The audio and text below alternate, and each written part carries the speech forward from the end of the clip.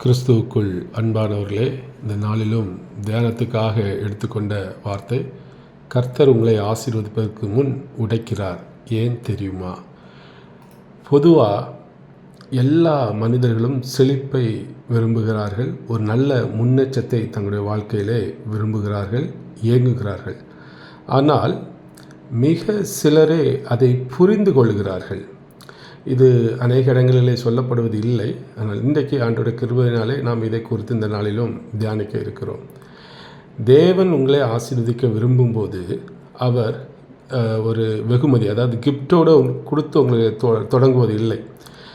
முதல்ல அவர் சுத்திகரிப்பதில் தான் தொடங்குகிறார். அவர் முதலில் உங்களுக்கு ஒரு கிரீடத்தை அளிப்பதில்லை, அவர் உங்களை நொறுக்குகிறார். நீங்கள் தண்டிக்கப்படுகிறீர்கள் என்பதற்காக அல்ல, நீங்கள் ஆயத்தப்படுத்தப்படுகிறீர்கள் என்பதற்காகவே இந்த காரியங்கள் எல்லாருடைய வாழ்விலும் நடைபெறுகிறது. இது எல்லாருன்னா கிறிஸ்துவால் முன்குறிக்கப்பட்டவர்கள், தெரிந்தெடுக்கப்பட்டவர்கள், அவருடைய அழைப்பை பெற்றவர்களுக்கு இது நடைபெறுகிறது. ஆனாலும் எல்லா கிறிஸ்தவர்களும் இதை புரிந்து கொள்வதில்லை.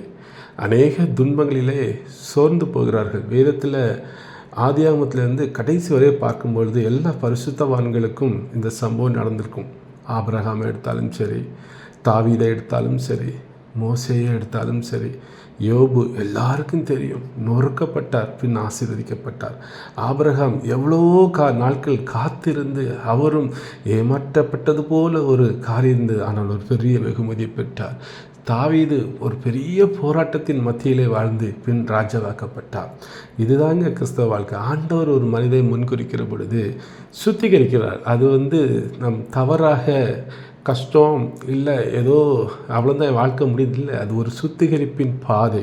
அது ஏன் என்று நாம் இன்றைக்கு புரிந்து கொள்ள வேண்டும். ஸோ வாழ்க்கையில் மிகவும் ஒரு முக்கியமான ஒரு சக்தி வாய்ந்த ஆசீர்வாதங்கள் கூட சோதிக்கப்படாதவர்களுக்கு மிகவும் அது ஒரு கனமானவைகளாக இருக்கிறது. நமக்கெல்லாம் தெரியும், நெருப்பில் பக்குவப்படுத்தப்படாத ஒரு மனிதனின் குணத்தை அந்த ஆசீர்வாதங்கள் திடீரென்று வருகிற ஆசீர்வாதங்கள் எல்லாம் அழித்துவிடும். ஆனால் கர்த்தரால் சுத்திகரிக்கப்பட்டு, அதான் சோதிக்கப்பட்டு சுத்திகரிக்கப்படுகிற அந்த மனுஷர்கள் பின்பு பெறுகிற ஆசீர்வாதங்கள் அது நிலைத்து நிற்கும். எனவே நெருப்பு முதலில் வருவது உங்களை எரிப்பதற்காக அல்ல, மாறாக அவைகள் உங்களை தூய்மைப்படுத்துவதற்காகவே என்பதை இந்த நாளிலும் புரிந்து கொள்ள வேண்டும். செல்வம், தொழில் மற்றும் செல்வாக்கு மிக்க பெரிய பெரிய மனுஷர்கள்ட்ட நீங்கள் பேசி பார்த்தீங்கன்னா, இந்த மாதிரி அழைப்பை பெற்ற மனிதர்களிடம் பேசி பார்த்தீங்கன்னா, எல்லாரும் ஒன்றே சொல்லுவாருங்க. அவங்க சொல்லுவாங்க, நான் மிகப்பெரிய வளர்ச்சியின் தருணத்தில் வந்தது கைத்தட்டலின் போது அல்ல, மாறாக துன்பத்தின் போது தான் வந்தது. இது நீங்கள் கிறிஸ்தவர்கள் இல்லை, இந்த உலகத்தில் சாதாரணமாக வெற்றி பெற்ற ஒரு பெரிய தொழிலதிபரை போய் பார்த்தீங்கன்னா, அவங்க கதைகளை கேட்டிங்கன்னா, சைக்கிளில் சின்ன பாத்திரங்களை வச்சு சேல் பண்ணியிருப்பாங்க, அடுத்தது பைக்கில் பண்ணியிருப்பாங்க, ஒரு சின்ன ஷெட்டு போட்டு ஒரு சேல் பண்ணியிருப்பாங்க. அதுக்கப்புறம் பார்த்திங்கன்னா ஒரு பெரிய கடை கட்டியிருப்பாங்க. இன்றைக்கி தமிழ்நாட்டில் ஒரு பெரிய பிஸ்னஸ்மேனாக இருப்பாங்க. அது அவங்களுடைய வளர்ச்சி. ஸோ அது எல்லாரும் கிளாப் பண்ணி தான் அது வந்தது இல்லைங்க. அதில் அநேக கஷ்டங்கள், திட்டு, கோபங்கள், நிறைய பேர் அவங்கள்ட்ட பிரச்சனை பண்ணியிருப்பாங்க. எத்தனையோ பிரச்சனைகளை தாண்டி வந்திருப்பாங்க. ஸோ அது துன்பத்தின் போது தான் அவர்களுடைய வழியிலே அவர்கள் பெற்றது. உலக பிரகாரமாக பார்த்தாலே நம்ம ஆண்டவர் அப்படி இல்லை. நம்ம ஆண்டவர் வித்தியாசமாக நமக்கு ஒரு வாக்குத்தத்தத்தை கொடுத்து அதில் நம்மை உருவாக்குகிறார், நம்மளை ஷேப்பன் பண்ணி நமக்கு அந்த ஆசீர்வாதங்களை தருகிறார். ஸோ நான் இப்பொழுது உங்களிடம் சொல்கிறேன் என்னென்னா, தோல்வி என்பது ஒரு வகுப்பறை மற்றும் துன்பம் என்பது பரலோகத்தால் அனுப்பப்பட்ட ஒரு வழிகாட்டி. ஸோ நீங்கள் வாழ்க்கை உங்களை நொறுக்க தொடங்குகிற பொழுது, நம்முடைய பணங்கள் எல்லாம் போய், உறவுகள்லாம் நம்மளை விட்டு போய், எல்லா நண்பர்கள் நம்மளை விட்டு போயிடுவாங்க. இப்படி ஒரு கைவிடப்பட்டவர்களாக நாம் எண்ணுகிறோம். ஆனால் நான் உங்களுக்கு ஒன்று சொல்லுகிறேன், அந்த துல்லியமான தருணத்தில் தான் ஆண்டவராகிய இயேசு கிறிஸ்து உங்கள் மிகவும் அருகில் இருக்கிறார். அவர் ஆறுதல் சொல்வதற்காக அல்ல. ஆறுதல் சொல்வது வேறு, அந்த நம்ம துன்பப்படுகிறோம் பாருங்க, ஒரு கஷ்டத்தின் மத்தியில் இருந்து கொண்டு இருக்க போதீங்களா, அந்த கஷ்டத்தின் மத்தியில் நம்மோடு கூட அந்த நெருக்கத்தில் அவர் இருக்கிறார். நாம் நொறுக்கப்படுகிற பொழுது அந்த நொறுக்கும் தருணத்தில் இருக்கிறார். அதனால தான் தப்பிச்சு வந்துட்டு இருக்கோம்.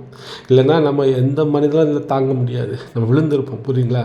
என்னில் அப்பொழுது தான் நீங்கள் வளைந்து கொடுக்க முடியும். அந்த மனிதர்கள் அந்த நொறுங்குற தருணத்தில் தான் எல்லாம் அந்த உலகத்தின் காரியங்களை விட்டு வளைந்து கொடுத்து, ஸோ அந்த நம்முடைய அகங்காரம், கோபம், பிடிவாதங்கள், இப்படி தேவையில்லாத காரணங்கள் எல்லாம் அந்த அந்த மாயான காரியங்கள் எல்லாம் அந்த மனிதனை விட்டு நொறுக்கப்படுகிறது. அப்பொழுது எஞ்சி இருப்பது ஒன்றே ஒன்று தாங்க, அந்த உண்மையான ஒன்று. அதுதான் இயேசு கிறிஸ்துவோடு வாழ்கிற உண்மையான ஒரு வாழ்க்கை. அந்த அந்த ஒரு அழுக்கு நம்ம ஆத்மாவில் காணப்படும் இந்த தேவையில்லாத அழுக்கெல்லாம் ஆண்டவர் நொறுக்கி தான் எடுக்கிறார். ஒரு பாறையில், ஒரு பாத்திரத்தில் ஏதோ ஒரு பயங்கரமான அழுக்கு பிடிச்சினா அது நொறுக்கப்பட்டு தான் வெளியே எடுக்கப்பட முடியும். சும்மா அப்படி லைட்டாக தடவணும்னு வராது இல்லை. நான் நொறுக்கப்பட்டு இந்த மாதிரி காரியங்களை நம்ம விட்டு மாறி நாம் உண்மையாக கிறிஸ்துவோடு வாழ்கிற ஒரு நல்ல வாழ்க்கையை இந்த நொறுக்குதல், இந்த பாடுகள், இந்த சோதனைகள் மத்தியில் தான் நாம் பெறுகிறோம். ஸோ பேராசைக்கு அடியில் புதைக்கப்பட்டிருக்கிற அந்த ஜனங்கள், பெருமைக்கு பின்னால் மறைக்கப்பட்டிருந்த நோக்கம், பெரிய வசதியினால் அழைக்கப்பட்ட ஒரு வாழ்க்கை. பாருங்கள், நாம் வெகுமதிகளை இப்படி தான் விரும்புகிறோம், ஆனால் எதிர்ப்பை எல்லாருமே தவிர்க்கிறார்கள். வாக்குறுதிக்காக ஜெபிக்கிறோம், ஆண்டவர் கொடுத்த, ஆனால் செயல்முறைக்கு அஞ்சுகிறோம். ஆண்டவர் இதை தருவேன்னு ஒரு வாக்குறுதி பண்ணிக்கிறார், சந்தோஷம். அந்த செயல்முறை வாழ்க்கையில் வரும்பொழுது ஐயோ இது கடினமாக இருக்கிறது என்று அஞ்சுகிறோம். ஆண்டோடைய வாக்குத்தத்தத்தை நம்பி அதில் ட்ராவல் பண்ண பழகிடணும். ஆனாலும் அதை சுமக்கும் அளவுக்கு நொறுக்கப்படாதவர்களுக்கு தான் கர்த்தர் செழிப்பை கொடுப்பதில்லை. என்றால் நொறுக்கப்படாத மனிதர்கள் பலவீனமானதாக இருக்கிறார்கள். பலவீனமான சவால்களின் முதல் காற்றிலே அவர்கள் சரிந்து விடுகிறவர்களாக இருக்கிறார்கள். எனவே எல்லாம் சிதறும்போது பீதி அடையாதீர்கள், கவனம் செலுத்துங்கள். இருளில் இன்னும் பெரிய ஒன்று கட்டப்பட்டு வருகிறது. இந்த மண்ணில் நடப்பட்ட விதையை நினைத்து பாருங்கள். அது புதைக்கப்பட வேண்டும், முற்றிலும் மறைக்கப்பட வேண்டும், அது மண்ணுக்கு அடியிலே அழுத்தப்பட வேண்டும். அந்த புதைப்பில் அது தனது முந்தைய நிலைக்கு இறந்து தான் என்னவாக மாறப்போகிறது, அதற்கு வெளித்தல தொடங்குகிறது. அந்த மரணமே உங்கள் உடைதல். அந்த ஆசீர்வாதம் என்பது பிற்காலத்தில் விளையும் ஒரு அறுவடையாக இருக்கிறது. ஸோ காலதாமதம் சில நேரம் அடைந்தவுடனே எல்லாரும் சோர்ந்து போகிறோம். காலதாமதத்தை கர்த்தரின் மறுப்பாக தயவு செய்து கருதி குழப்பம் அடையாதீர்கள். அது ஆண்டவர் உங்களுக்காக ஏதோ ஒன்று ஆயத்தம் பண்ணி கொடுக்கிறார் என்ற ஒரு பாதை என்பதை நினைத்து சந்தோஷமாக இருங்கள். 1 வருஷம் 2 வருஷம் ஆன மனிதர்கள், சோர்ந்து போன மனிதர்களை நான் நிறைய வேறு பார்த்துருக்கேங்க. அநேக மக்கள், பெரிய பெரிய பரிசுத்தவான்கள் கூட. இன்றைக்கி ஒரு வார்த்தை சொல்கிறேன், அந்த காலதாமதம் ஆண்டவர் மறுக்கிறார் என்று அர்த்தம் இல்லை, ஏதோ ஒன்று உங்களுக்காக செய்கிறார் என்று அர்த்தம். வாக்குத்தத்தம் பண்ணப்பட்டு அழைக்கப்பட்டவருக்கு நான் சொல்கிறேன். ஸோ ஆசீர்வாதம் இன்னும் வந்து சேரவில்லை என்பதற்காக அது உங்கள் வழியில் வந்து கொண்டிருக்கவில்லை என்ற அர்த்தம் அல்ல. மாறாக உங்கள் குணநலங்கள் இன்னும் செதுக்கப்பட்டு கொண்டிருக்கின்றன என்பதை அதன் பொருள். ஸோ அந்த பணி முடிந்தவுடனே உங்கள் நம்பிக்கை இழக்காமல் நீங்கள் அக்னி சோதனை கடந்து வந்ததும் அதில் நுழைந்த அதே மனிதராக நீங்கள் இனி இருக்க மாட்டீர்கள். நீங்கள் அசைக்க முடியாத உறுதி கொண்ட ஒரு மனிதராக திகழ்வீர்கள். அதனால தான் ஆண்டவர் அப்படிப்பட்ட பாதை நம்ம வாழ்க்கையிலே அனுமதிக்கிறார். ஸோ அத்தகைய உறுதி கொண்ட ஒருவரிடமே செல்வாக்கு, நற்பெயர், செல்வம் மற்றும் தாக்கத்தை ஏற்படுத்தும் ஆற்றல் ஆகியவற்றை ஒப்படைக்க கர்த்தரால் முழுமையாக நம்பப்பட முடியும். எனவே தான் எனக்கு ஏன் இப்படி நடக்கிறது என்பதை கேட்பதை நிறுத்திவிட்டு, இது என்னை எதற்காக தயார்படுத்துகிறது என்று கேட்கத் தொடங்குங்கள். ஏனெனில் சிறந்த கேள்விகளை கேட்பவர்களுக்கே சிறந்த பதில்களும் கிடைக்கின்றன. உங்கள் வேதனைக்கான விடை இதுவே என்பதை இன்றைக்கு தயவு செய்து புரிந்து கொள்ளுங்கள். நிறைய பேருக்கு தெரியாது. எல்லாரும் கேட்குறது ஒன்றே ஒன்று தான், ஆண்டவரே ஏன் என் வாழ்க்கையில் இப்படி நடக்கிறது, இந்த கஷ்டத்துலேருந்து எனக்கு ஒரு விடுதலை கிடைக்காது. நான் கூட கேட்டிருக்கேன், நானே நிறைய நாள் கேட்டிருக்கேன். பிற்காலத்தில் தான் இதை அறிந்து கொண்டேன். அதனால தான் இன்றைக்கி உங்களோடு கூட இதை நான் ஷேர் பண்ணி கொண்டு இருக்கிறேன். ஸோ இந்த பாதை கர்த்தர் எனக்கு தெரிந்து தந்திருக்கிறார். ஏதோ ஒரு நன்மைக்கு, ஏதோ ஒரு காரியத்தை என்னை உருவாக்குகிறார். நிச்சயமாக இதிலிருந்து விடுதலை பெறுவேன். என்னை எதற்கோ தயார்படுத்தி கொண்டிருக்கிறார். இன்றைக்கி உங்கள் உள்ளத்தில் இப்படிப்பட்ட ஒரு எண்ணம் வந்துட்டு நான் சொல்லுகிறேன், நீங்கள் வெற்றி பெற்றவர்களுங்க. நீங்கள் வெற்றி பெற்றவர்கள். இந்த சிந்தை மட்டும் உங்களுக்கு போதும். நீங்கள் இந்த உலகத்தை ஜெயிக்கிற ஜெயத்தை பெற்றுவிட்டீர்கள் என்ற அர்த்தம். ஸோ இன்றைக்கி இப்படி நீங்கள் நீங்கள் சிந்திக்கிறவர்களாக மாறணும். தயவுசெய்து கொஞ்சம் கூர்ந்து கவனிங்க, ரொம்ப முக்கியமானது. ஸோ நிறைய பேருக்கு இதுக்கு வேணும், முடிஞ்ச ஷேர் பண்ணுங்கள். நான் இதுவரைக்கும் எந்த பிரசங்கத்திலும் இப்படி சொன்னது கிடையாது. இது ரொம்ப முக்கியம். ஏன்னா இதில் நிறைய பேர் இப்படி இருக்கிறாங்க. என் ஊழியம் செய்கிறவர்களை விட இதில் நிறைய பேர் ரொம்ப சோர்ந்து போய் இருக்கிறவங்களே நான் பார்த்துருக்கிறேன். அதற்காக தான் சொல்கிறேன். ஸோ உங்கள் ஆசீர்வாதம் உங்களை நோக்கி வந்து கொண்டிருக்கிறது. ஆனால் அதை தாங்கிக் கொள்ள தகுதி பெற்ற ஒரு பாத்திரமாக உருவாக்கப்பட வேண்டும். அதுக்கு தான் கர்த்தர் இப்படிப்பட்ட காரியங்களை நம்முடைய வாழ்க்கையிலே நிகழ்த்துகிறார் என்பதை நாம் அறிந்து கொள்ள வேண்டும். நீங்கள் ஒரு சாதாரணமானவர்கள் அல்ல. வெறும் உயிர் வாழ்வதற்காக மட்டும் நீங்கள் இங்கே வரவில்லை. மாறாக ஆண்டவருடைய வெற்றியின் ஒரு கருவூலமாக, சோதிக்கப்பட்ட, நிரூபிக்கப்பட்ட, அசைக்க முடியாத ஒரு கருவியாக மாறவே நீங்கள் இங்கே வந்திருக்கிறீர்கள். ஸோ அந்த வல்லமையை நீங்கள் பெற விரும்பினால் முதலில் அழுத்தங்கள் நிறைந்த பாதையை நீங்கள் கடந்து செல்ல வேண்டும் என்ற உண்மையை அறிந்து கொள்ள வேண்டும். அந்த பாதையில் நீங்கள் நடக்கும் பொழுது வெறும் நிம்மதி மட்டும் நாடாமல் உங்கள் வளர்ச்சியின் மீதே முழு கவனத்தையும் செலுத்த வேண்டும். ஏன்னா தற்காலிகமான நிம்மதி ஒரு நாள் மறைந்துவிடும்.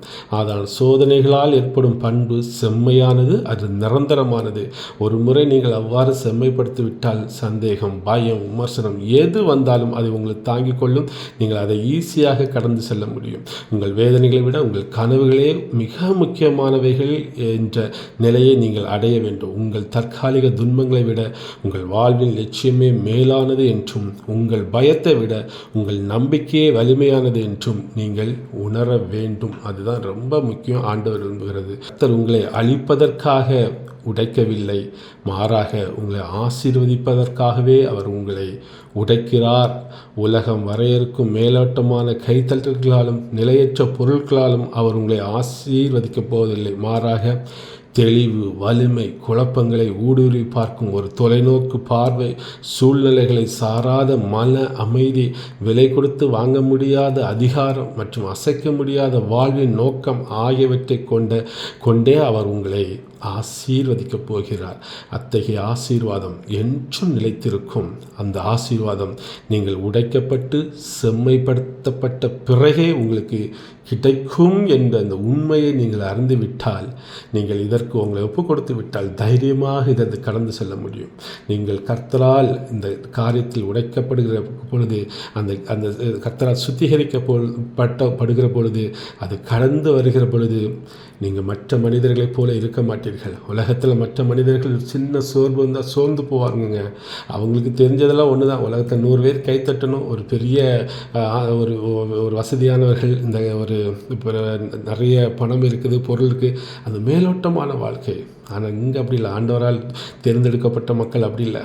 அவர்கள் என்ன சொல்லலாம், வாழ்வின் நோக்கம், எதிர்காலத்தை அறிந்து வாழ்வில் என்ன செய்ய போகிற எல்லாம் ஒரு அறிந்தவர்களாக, ஒரு தெளிவு, ஒரு குழப்பமான சூழ்நிலையில் தைரியமாக உள்ளது. அந்த மனது ஒரு ஊடுருவி சென்று அந்த குழப்பங்களை ஆராய்ந்து அதற்கு ஒரு தெளிவு கொடுக்குற வல்லமை, இதையெல்லாம் கர்த்தருடைய பிள்ளைகளுக்கு கொடுக்கப்பட்ட ஒரு ஆசீர்வாதம். இதற்கெல்லாம் நாம் அவரால் சுத்திகரிக்கப்படுவது தான் நமக்கு உண்டாகிறது. நம்ம வலிமையாக இருக்கணும், செம்மையாக இருக்கணும். கர்த்தரால் பெற்றுக்கொண்ட ஆசீர்வாதத்தை நாமும் நன்மை பெற்று அநேக பேருக்கு நன்மை செய்வர்களாக மாற வேண்டும். அதற்கு ஆண்டவர் நம்மளை உருவாக்குகிறார். இது ஏதோ 1 நாள் 2 நாள் ப்ராசஸ் இல்லை.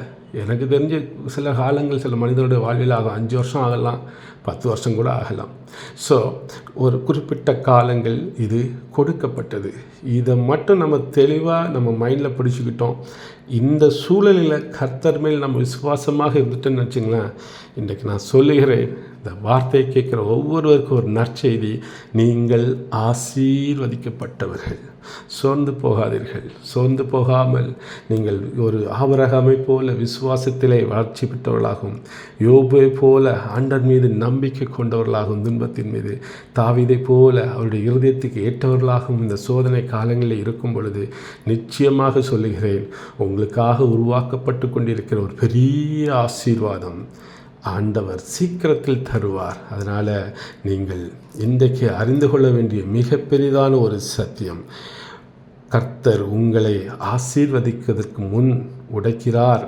உங்களை சுத்திகரிக்கிறார் என்பதை அறிந்து கொண்டு அவரிலே நிலைத்திருந்து அந்த சூழலிலும் கர்த்தருடைய நாமத்தை நீங்கள் பிரஸ்தாபப்படுத்துங்கள். கர்த்தர் உங்களை நிச்சயமாக ஆசீர்வதிப்பார். கர்த்தர் தாமே இந்த வார்த்தைகளை ஆசீர்வதிப்பாராக. ஆமென்.